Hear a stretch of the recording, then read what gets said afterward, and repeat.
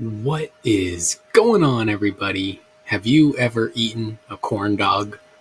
Then you might want to play Slaanesh Daemons in Warhammer 40k. While we talk about the stratagems for the Slaanesh Daemons, we are going to scroll around through the artwork from Games Workshop illustrator Jamie Martinez.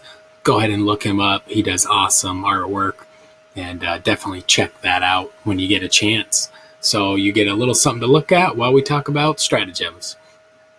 First up, we have Denzians of the Warp. For 1 command point, you can deep strike in a unit of demons with 8 power level or less, and 2 command points if they're power level 9 or more. Demonettes are power level 4, so you could have a 20-man demonette squad for 1 command point set up in reserves. I do think you're going to want to play around with what you want to put in reserves. Units like Demonettes can have a banner and a musician, giving them +1 to charge. You could technically put a unit of Seekers in reserve, and they have +1 to charge, plus a reroll charge. Makes them a little more reliable to get in on that charge, although I think I like the idea of the first turn charge and not waiting for the second turn for the Seekers. I think if you take a Keeper of Secrets, likely you're going to want to just put it in reserve and hopefully tangle up enough units that you can safely come down in turn 2 or turn 3 and start causing some havoc. But we'll see if that's the case, if that's even possible. This is a really, really powerful stratagem for other demons like Khorne, as seen in this picture, because they have a magic banner that gives them 3d6 charge. So needing an 8 on 3d6 is really powerful for bloodletters. It's good for flamers as Tzeentch. They can drop in and shoot all their flames. But for demonettes, I think it's still going to be good to just protect some of your units and drop them in on turn 2. So hopefully you don't take too many casualties from small arms fire. But at the same time, you might want to really just be a massive horde, and that way you can absorb all the firepower through bodies alone. So definitely worth considering heavily. Just try to figure out what units feel you want to save for a turn and which ones you don't actually need on turn 1, assuming you go first. The next one is Demonic Incursion. This one, if a demon unit is killed by a Grey Knight unit, you just 2 command points, set the models right back up, and they don't cost any reinforcement points. This is a terrible game design stratagem. Stratagems feel a little bit more towards matched play, and this one clearly says they don't cost points in match play. So if you played demons and your friend played Grey Knights, you would just ruin the game every time by using this over and over again every time he killed one of your units. But if you run up against Grey Knights in a tournament, you're definitely going to use this every chance you get, because free units are free units. The next, we're going to skip all the ones related to summoning demons. This codex is kind of a miss on, they think this ability to summon demons is a good ability, and it happens to be a very, very bad ability. I don't see any use for it outside of maybe saving a tiny amount of points to do a cheeky summoning of, just a small unit on an objective late game. But you can be the judge of that. I'm not into the summoning mechanic of this army at all. And the stratagems here, there are some good ones, but a lot of them focus on this, and I don't know if they thought it was good, but I don't think it is.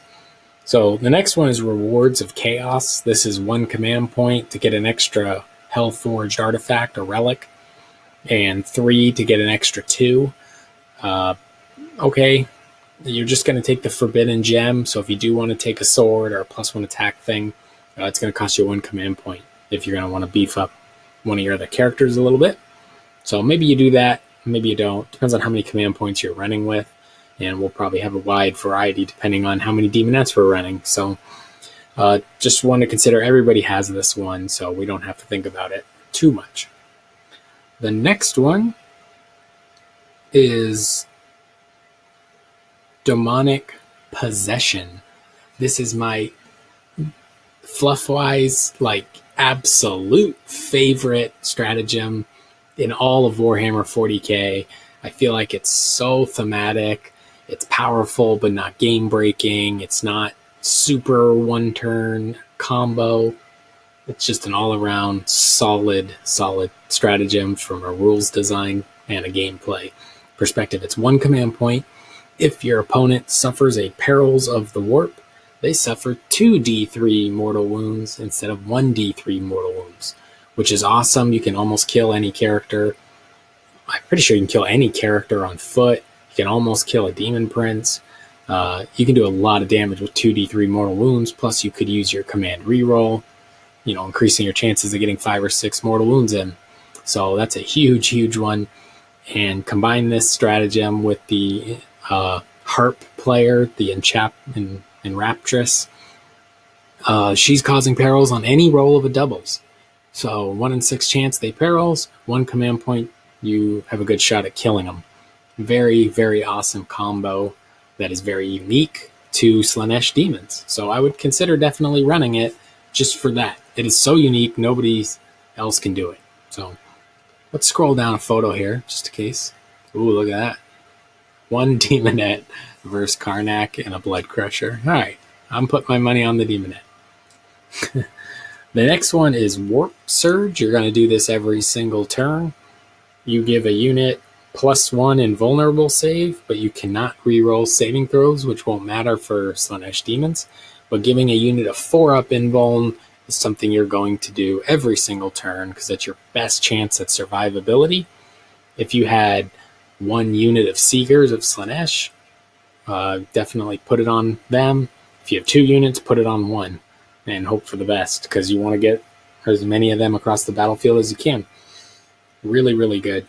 Now, all the rest of the stratagems break up by Chaos God, which is very unfortunate because I wish they treated this book and these armies as like it feels a little bit like an allies book or a mixed demons book, and it is the Demons of Chaos, but it would be nice if each god got kind of the full treatment, or there was just at least 6 more like universal ones for all the demons. But because you're basically stuck to just 3 more stratagems, which is going to leave you with about the lowest amount of possible stratagems. If you ignore all the summoning ones, I don't think anybody has a worse selection of stratagems than Sisters of Battle right now. And they, just because they only have like 2, because at the time of recording this video, they are not released yet. But we're going to go into it. 1 command point, Locus of Grace. Use this stratagem at the start of any fight phase. Select a Slaanesh Demon character from your army until the end of the phase. Each time you make a wound roll of a 6+ for a friendly Slaanesh Demon unit within 6 of that character, the model that made that attack immediately makes an extra attack against the same target using the same weapon. The bonus attacks cannot themselves generate any further attacks. This is hugely powerful for 1 command point, assuming you're getting stuff in combat. Super awesome. You have a lot of volume of attacks with Slaanesh, so you're going to get a lot of chances to roll 6s on the wound roll. Those 6s on the wound roll a lot of times are AP4 because of your claws for your models, and also you're going to attack again. So pretty darn cool, and it's an aura. So it's very easy to daisy chain a couple models backwards from your unit to be within the 6-inch aura of who's ever going to be the target of this command point stratagem. And I think that person's name is syll'esske, or syll'esske, because that model has a 6-inch reroll 1s to hit aura, and a 6-inch +1 strength aura, and a 6-inch reroll morale aura. So it might as well have a 6-inch 6+ to wound, make an extra attack aura too. Make sure every unit in your army has some model within 6 inches of that model, and that's the go-to. That's going to be our game plan at all times. Awesome stratagem here. The next one for 1 command point.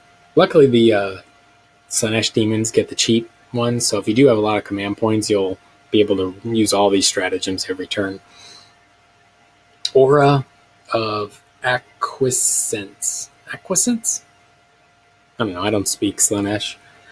Use this stratagem at the start of the fight phase. Select a Slaanesh demon unit in your army.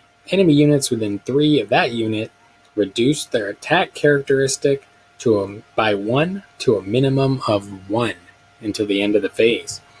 This is awesome. You get to play this on a unit. There is that Warlord trait of -1 attack.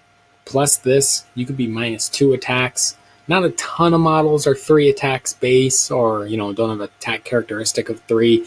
That could really wreck somebody, assuming you took that Warlord trait.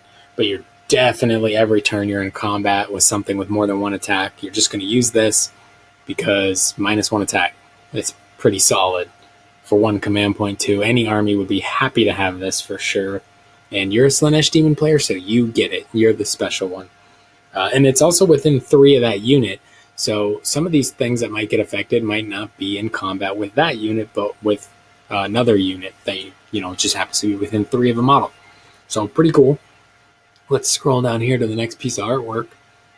Oh wow, look at that. We got the Seeker of Slaanesh rocking a bloodletter and Fiend fighting some hounds. Pretty awesome. I love the Slaanesh artwork. It's always so crazy. We got the harp player back there. We got the horn blower just showing off. Beautiful. Great job, Jamie Martinez.